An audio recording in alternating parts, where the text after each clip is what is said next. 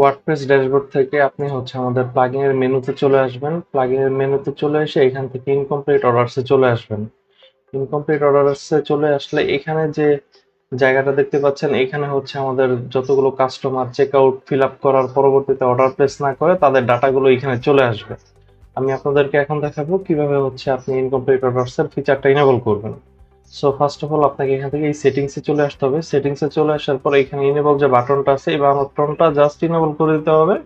করে দিয়ে save setting এ click করতে হবে। সেভ সেটিং এ ক্লিক করার পর এখন যদি আমি আপনাদেরকে একটু ভিজিট করে দেখাই আমার সাইটটা, আমি সাইডে চলে আসি।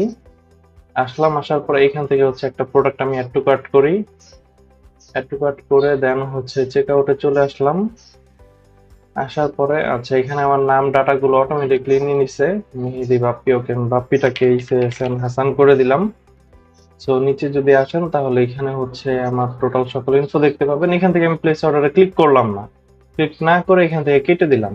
এখন যদি আমার ইনকমপ্লিট অর্ডারস আমি যদি একটা রিলোড দেই তাহলে দেখতে পারবেন আমার ডাটাগুলো এখানে চলে আসছে। আমি কোন প্রোডাক্টগুলো অ্যাড টু কার্ট করছিলাম, কি স্ট্যাটাস আছে, এখানে নোট অপশন আছে।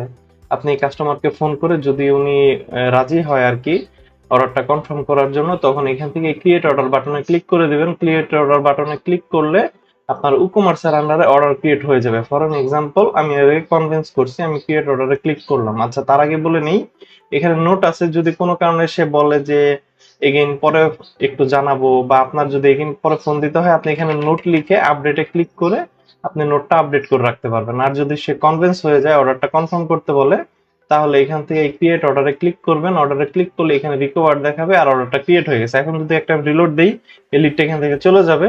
আর আপনি যদি ই-কমার্সের অর্ডার সার্ভারে যদি চলে আসি তাহলে দেখতে পাবেন এখানে এই যে অ্যাজ এ রিকভার্ড হিসেবে এই অর্ডারটা এখানে ক্রিয়েট হয়ে গেছে। তো এইভাবেই হচ্ছে আমাদের ইনকমপ্লিট অর্ডার ফিচারটা ইনেবল করতে হয়।